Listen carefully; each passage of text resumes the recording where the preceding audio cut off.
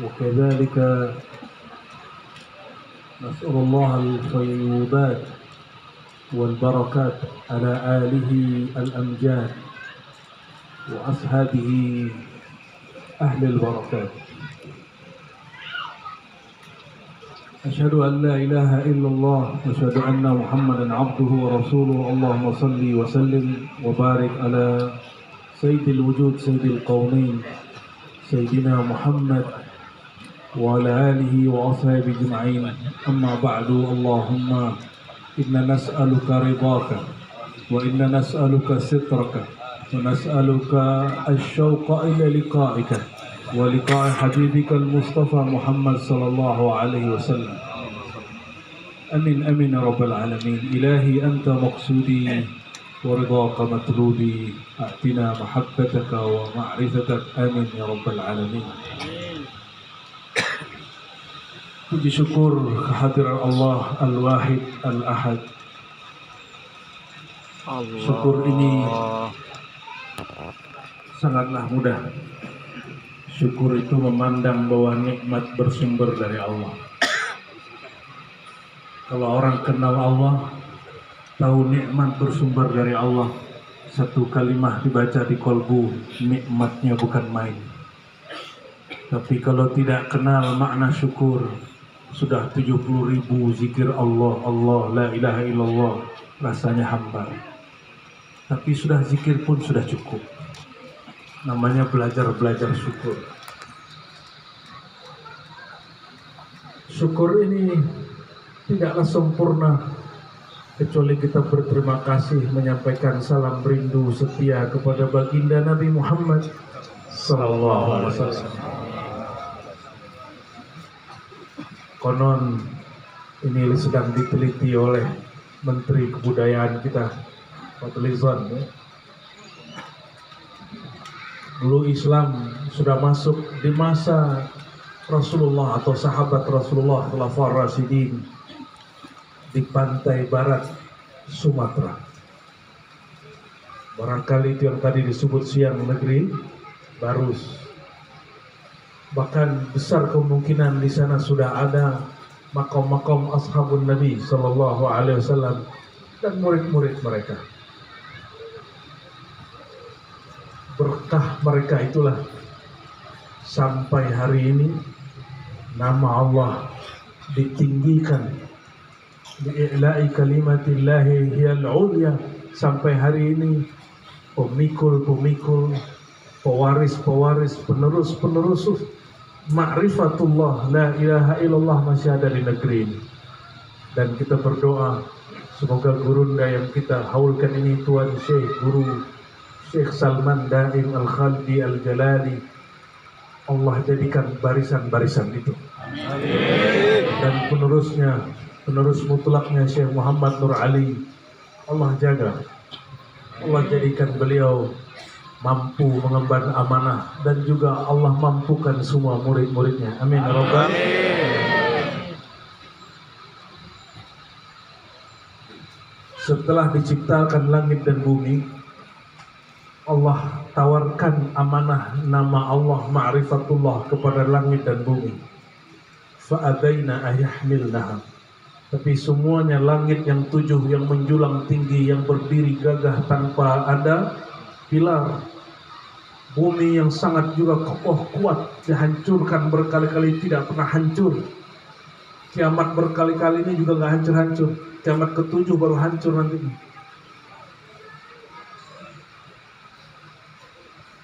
Ditawarkan kepada mereka, ke gunung juga ditawarkan. Gunung ini juga kokoh, mampu menahan ledakan-ledakan magma bumi. Nggak sanggup. Tidak ada yang sanggup. Lalu disanggupi oleh al-insan, disanggupi oleh satu makhluk yang bernama al-insan.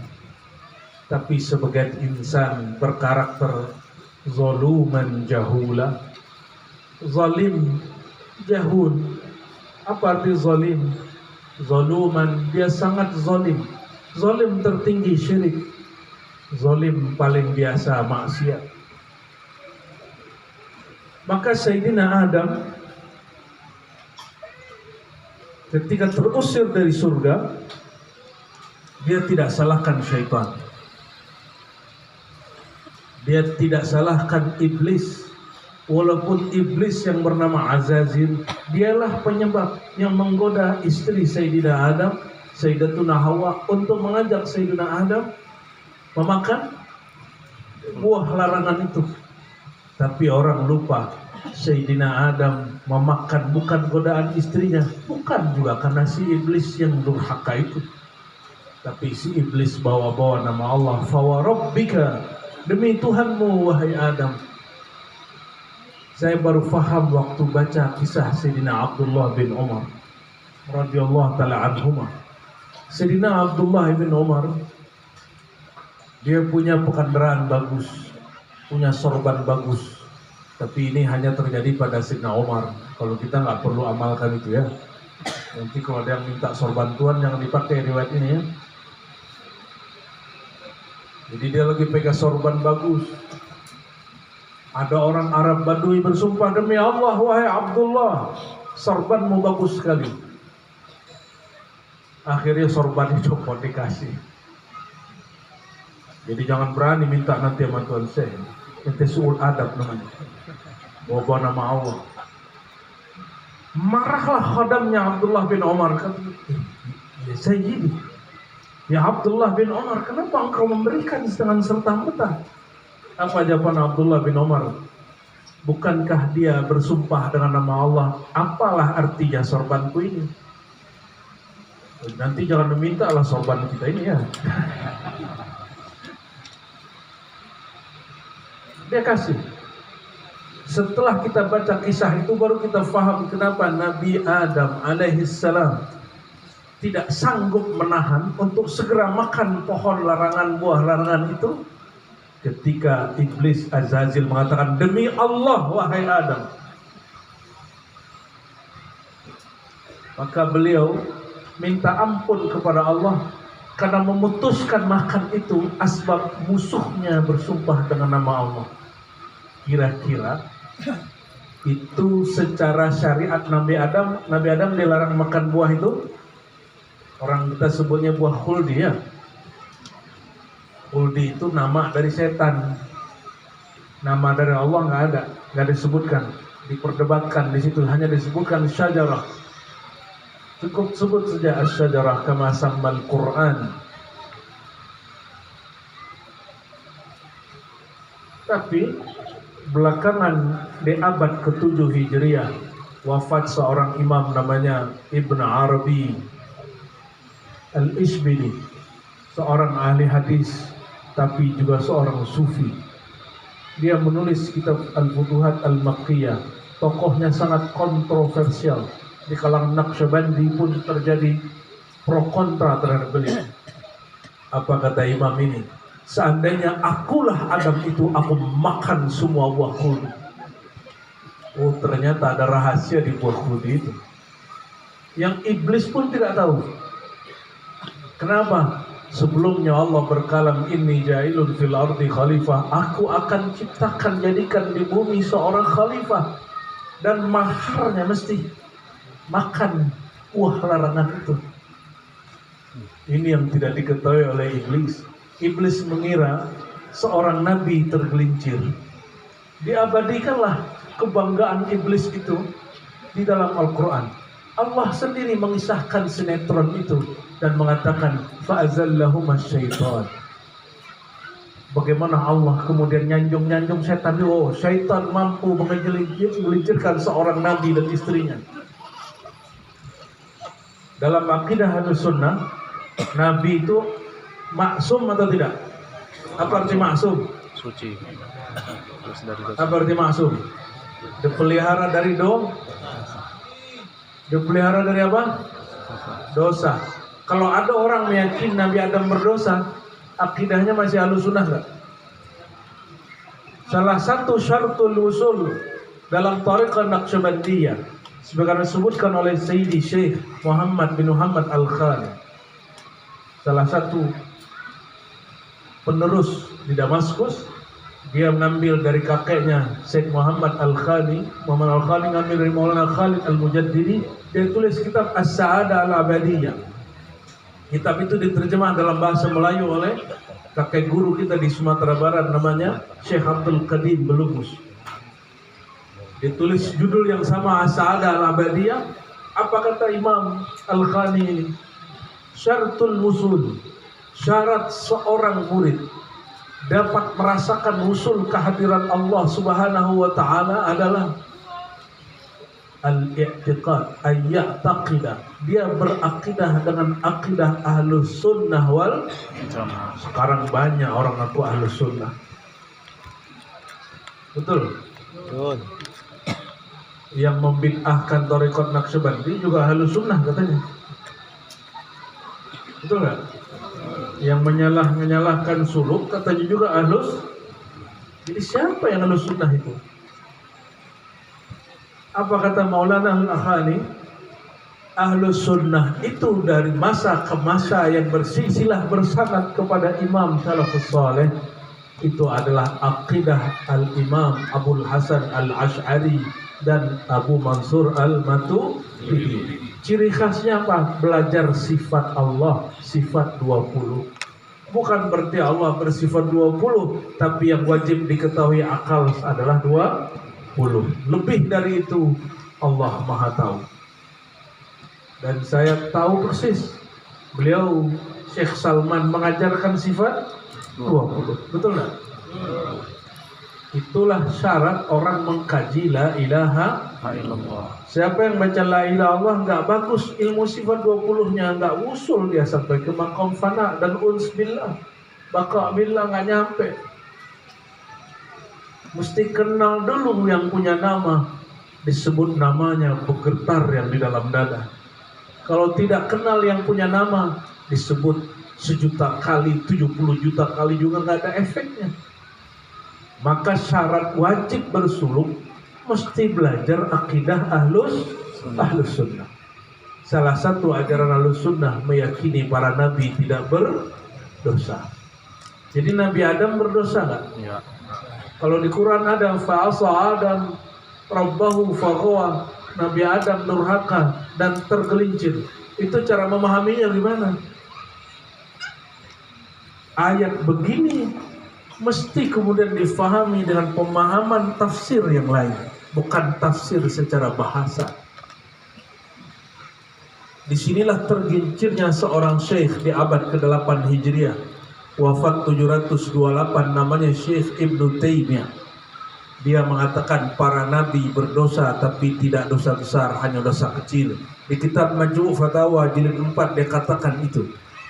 Makanya ulama Imam Badruddin bin Jamaah, Imam Subki, Imam Ibnu Labban semuanya memfatwakan orang ini keliru dan sesat, masuk penjara bahkan meninggal dalam penjara.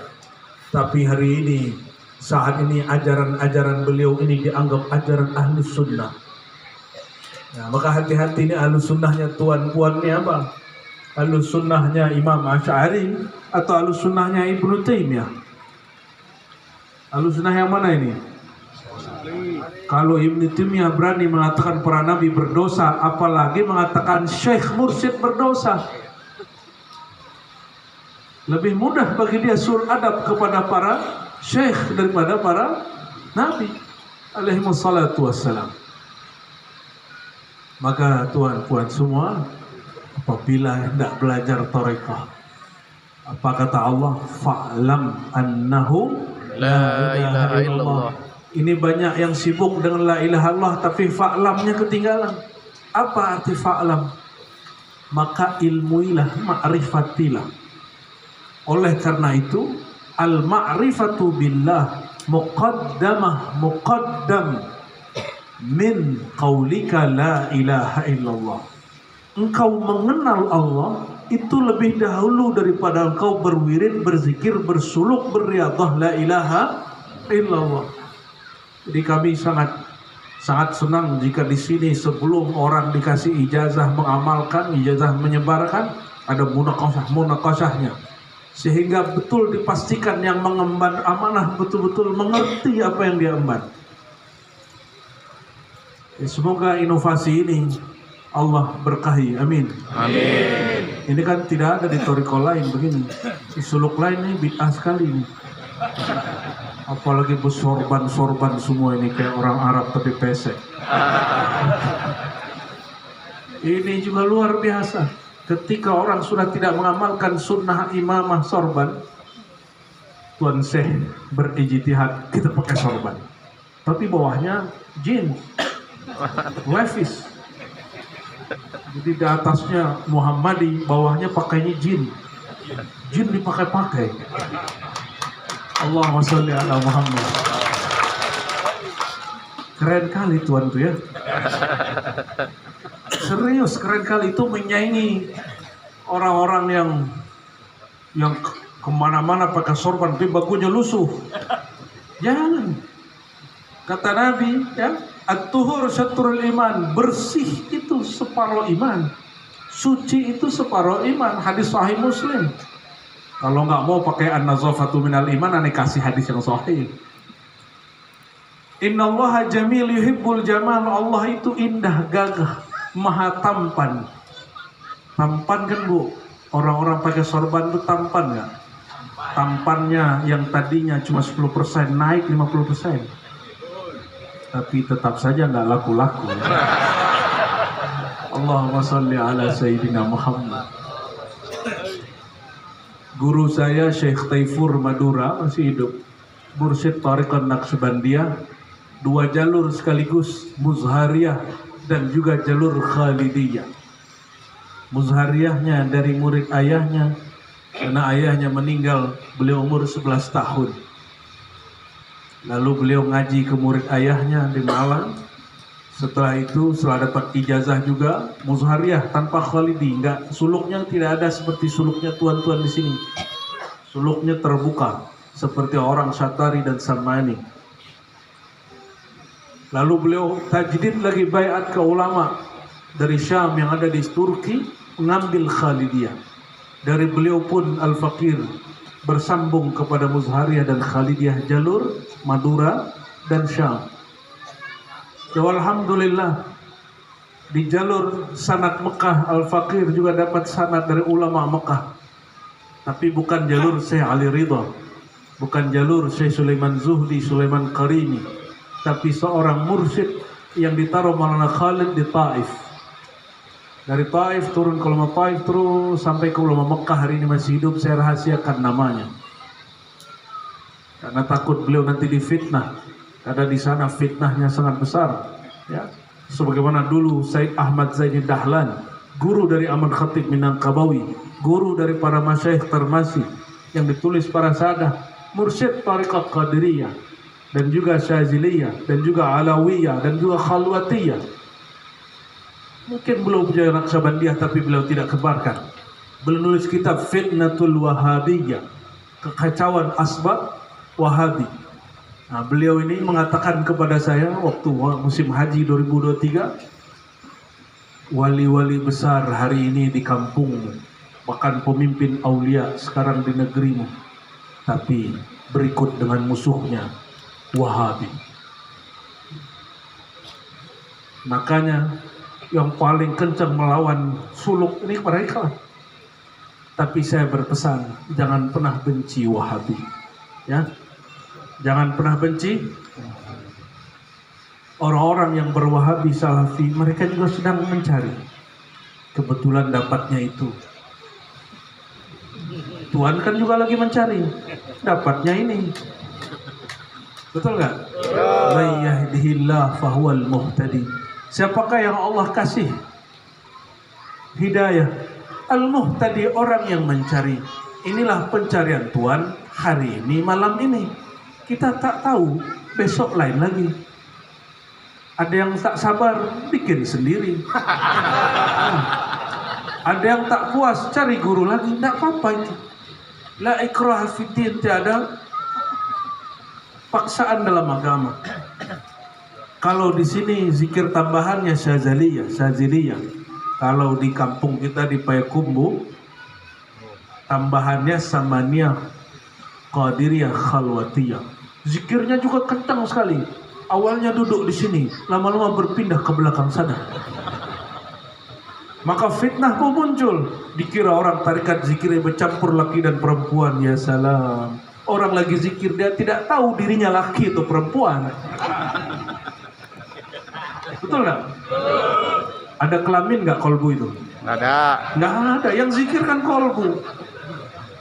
Udah nggak ada di situ. Syahwat-syahwat birahi sudah nggak ada. Tapi kalau dia buka matanya baru. Allahumma sholli ala sayyidina Muhammad. Lain lagi dengan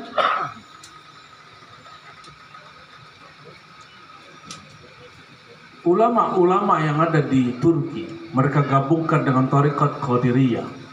Ada yang di Syam digabungkan 3 Thariqat, Naqsyabandiyah, Khalidiyah, dicampurkan dengan Syaziliyah dan Qadiriyah sekaligus. Ada lagi di daerah Syam, di daerah Baghdad, mereka campurkan Qadiriyah, Naqsyabandiyah dengan Rifaiyah. Biasa ulama itu melakukan percampuran, tapi dia ulama. Tuan sudah ulama belum? Kalau dia sudah tahu cara meramu, dia boleh menciptakan ramuan sendiri. Di negeri kita ada namanya Syekh Ahmad Khatib Sambas. Saya ziarah ke ayahandanya di Sambas, dan ziarah juga di Mekah. Kita niatkan untuk beliau dan semua silsilah guru kita di sana juga. Beliau seorang Qadiri bernaqsyabandi, maka dia sebut tariqatnya Qadiriyah Naqsyabandiyah. Pemimpin Jatman hari ini yang baru, Syekhuna Ahmad Halwani, yang jadi ketuanya beliau itu. Ini kan sekumnya nih, sekretaris ya.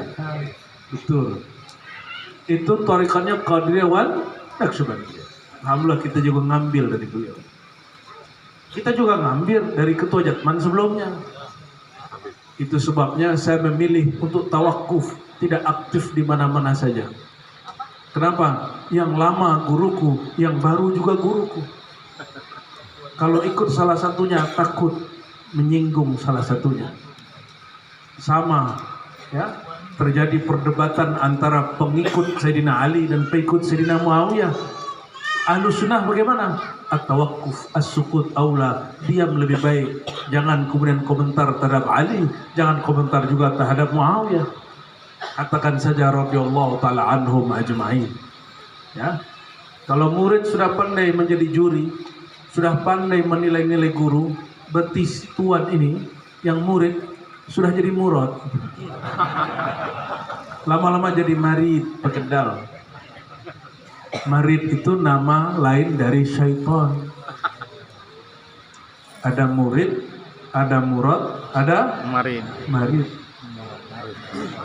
Bukan marid, marid. Murid yang berkehendak mengenal Allah. Murad yang diundang, ya Tuhan nafsul mutmainnah. Diganti sifat dia jadi sifat Allah, nama dia dengan nama Allah. Kuntu sam'aul ladzi yasma'u bi. Sama dia jadi samaku. Habis sama dia, nyatalah sama aku. Makanya kadang guru bisa mendengarkan isi hati murid, tapi itu kadang aja Tuhan. Kalau sering-sering berisik, urusan hati istri sendiri sulit ditebak. Masa istri orang lain didengarkan, apalagi laki orang lain ini. Makanya guru itu nutup aib murid itu luar biasa. Itu tajalli sifat maghfirah. Maghfirah itu Allah menutupi aib. Yang paling tahu aib kita Allah atau istri kita, atau suami, atau kawan. Siapa yang lebih tahu? Kalau kawan kita tahu aib kita ini, dia langsung tinggalkan kita. Langsung dia tinggalkan kita. Oh, si anu hati busuk, nggak usah sama dia. Makanya nggak bisa jadi wali situ ya. Wali itu dia punya karamah. Apa karamahnya? Tajalli dari sifat Allah Al-Karim, nama Allah Al-Karim. Apa arti Al-Karim? Dia disakiti tapi tidak merasa tersakiti. Dia dikhianati tapi selalu memaafkan. Sudah begitu belum? Oh, sekali kau dusta, selama-lamanya kau dusta. Sekali kau sakiti hatiku, selama-lamanya aku tersakiti. Apa itu? itu setan itu ya. Setan yang begitu.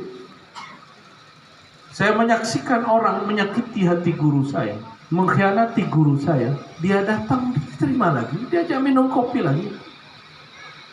Kita nggak sanggup lihat dia. Kita mau tonjok itu orang. Tapi guru kita masuk. Selesai.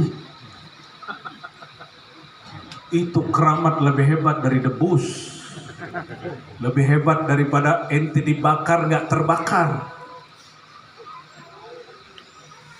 Pembakaran paling bahaya itu orang sulut emosi kita tersulut. Itu bukan hanya membanggang rumah, orang pun terpanggang sama dia, sama diri dia terbakar. Bahkan kadang-kadang dia lupa kepada Allah Subhanahu. Mampukah Tuhan semenjak malam ini, tadi siang kemarin di wisuda dia jadi khalifah, jadi tuan syekh muda, mampu nggak mengendalikan yang namanya emosi? Itulah keramat pertama Tuhan. Maka kata Nabi, orang hebat itu bukan yang hebat bergulat, yang kalau diganggu dia panggil anggota, oh sikat dia panggil preman, sikat dia. Bukan itu.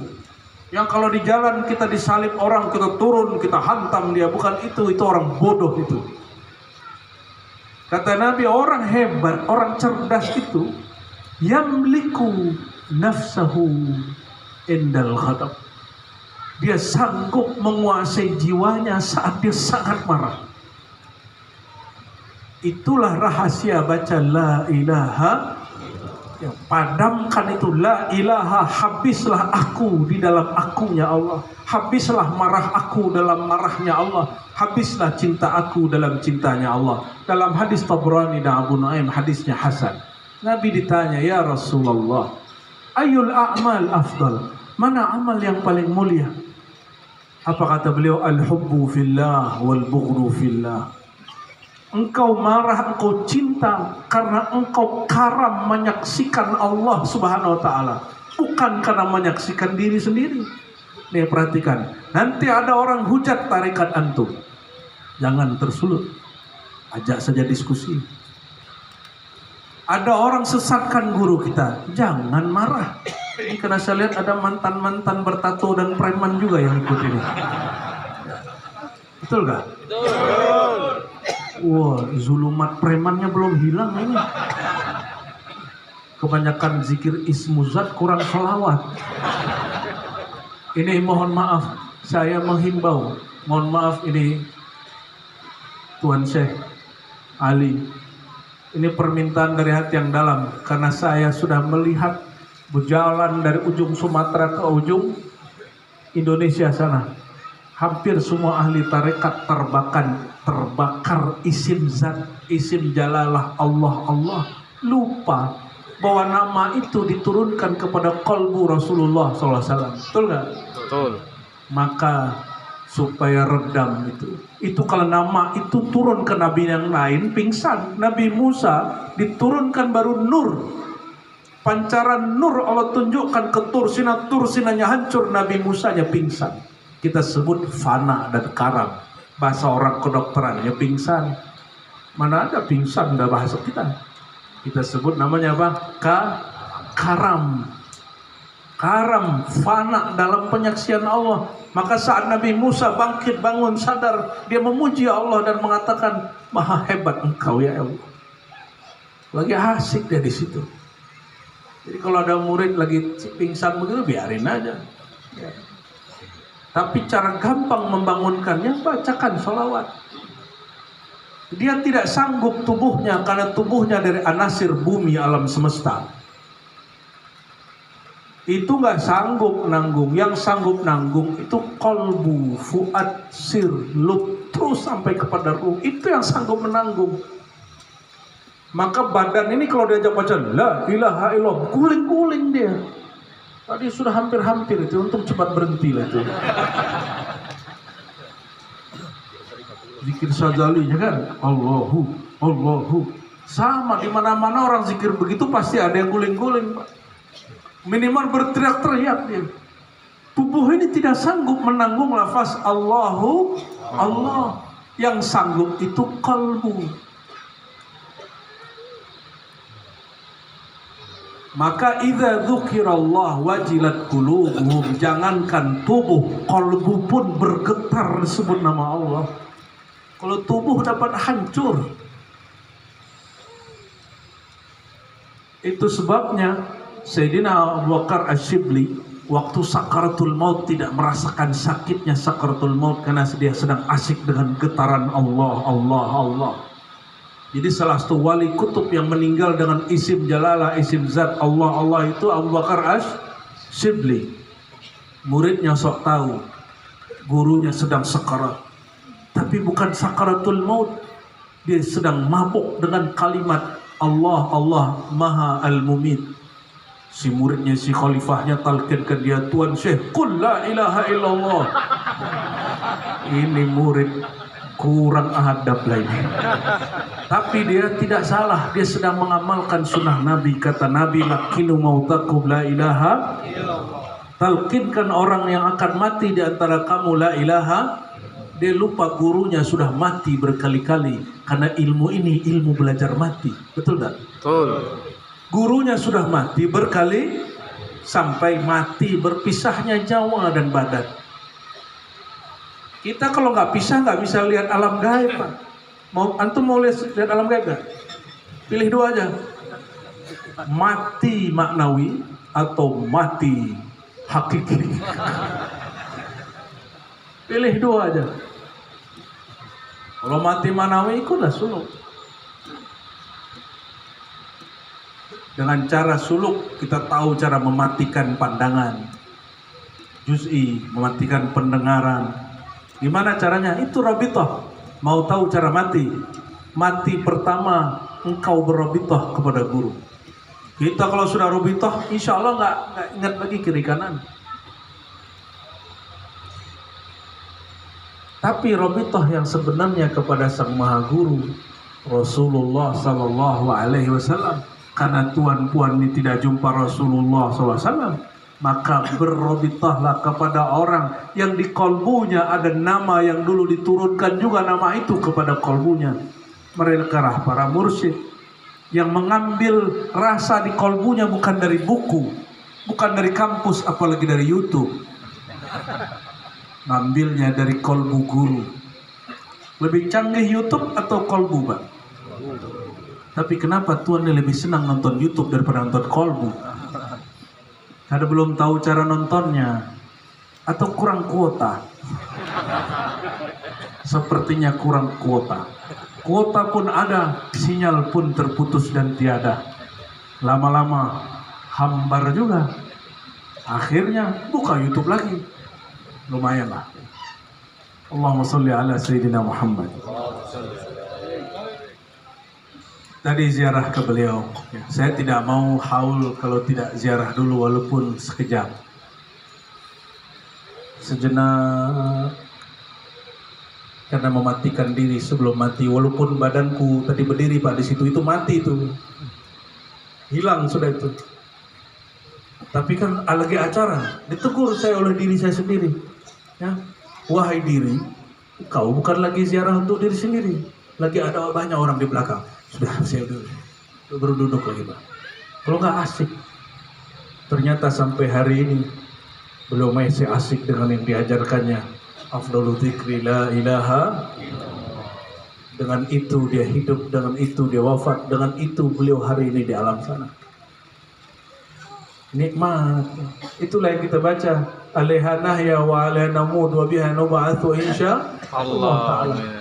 Dengan la ilaha illallah kami hidup, kami mati, kami dibangkitkan. Itulah baiat Rasulullah kepada Sayyidina Ali dan sahabat-sahabat mulia. Nabi talqinkan la ilaha illallah. 3 kali dibaca Nabi, 3 kali dibaca mereka. Namanya hadis musalsal bila ilaha illallah. Lalu Nabi katakan, bacalah, dengan ini aku hidup, dengan ini aku mati, dengan ini aku dibangkitkan. Kabul. Loh kok bisa tahu? Karena diberitahu. Kenapa alam gaib jadi gaib? Karena Tuhan masih berzahir.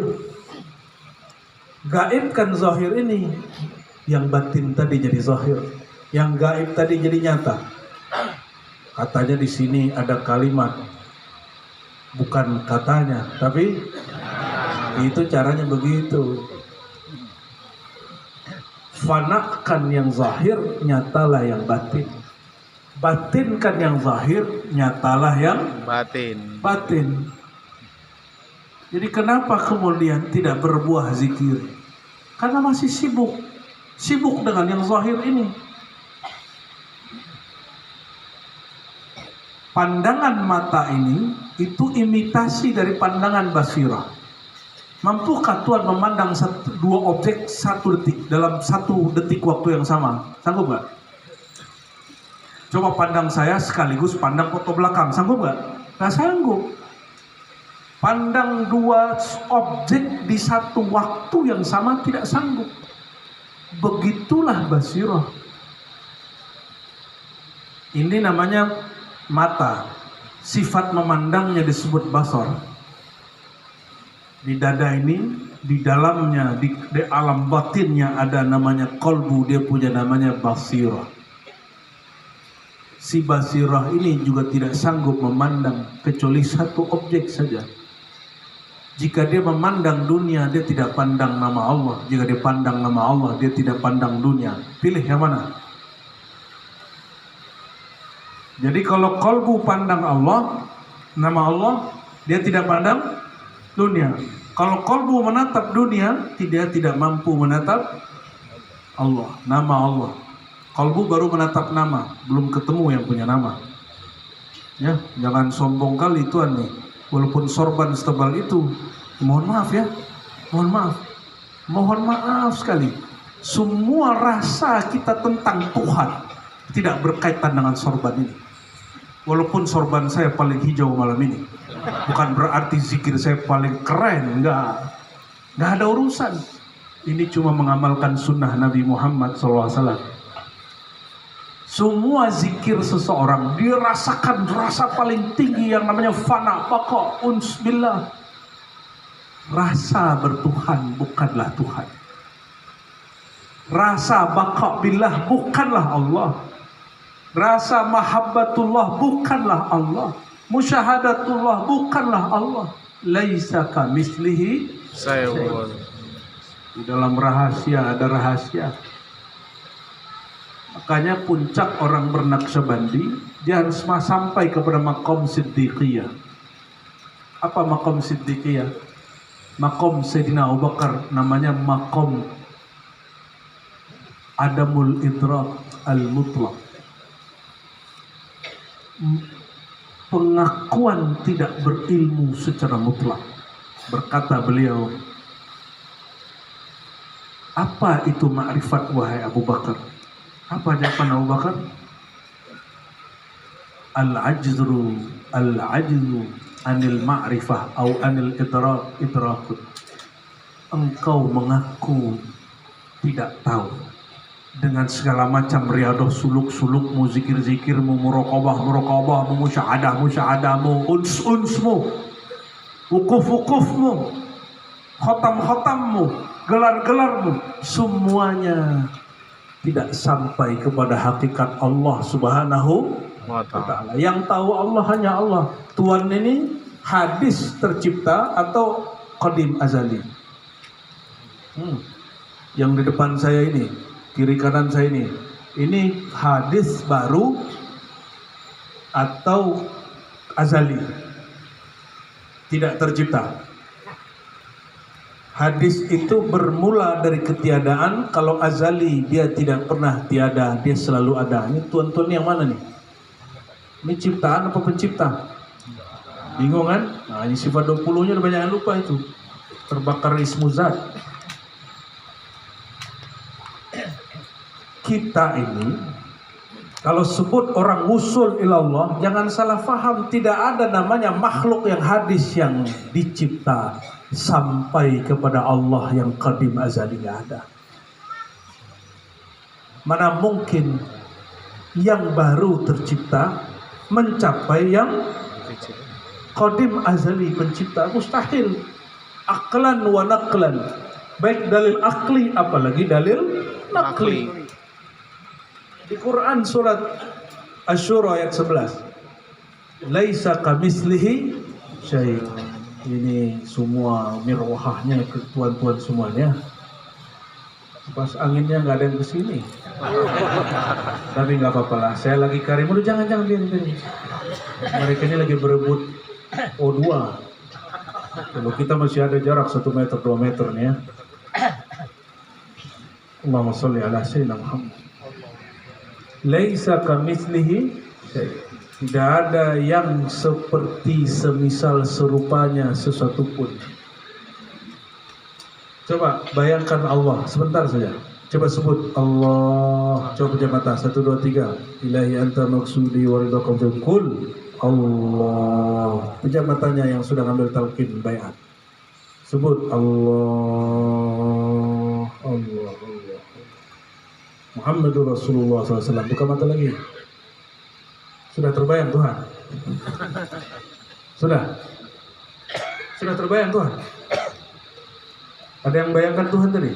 Apa warnanya? Ada rupanya? Di mana dia?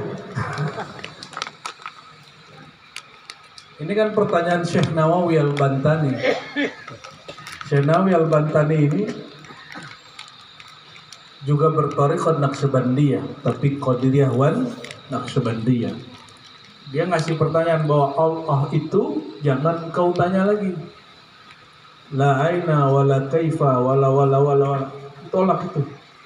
Semua yang Tuhan sudah capai, Tuhan sudah rasakan selama zikir. Rasa, warna, getaran, gelap, cahaya, dan semuanya itu bukan Allah Subhanahu, itu diri kita. Itu yang mesti dibakar dengan kalimat la ilaha illallah.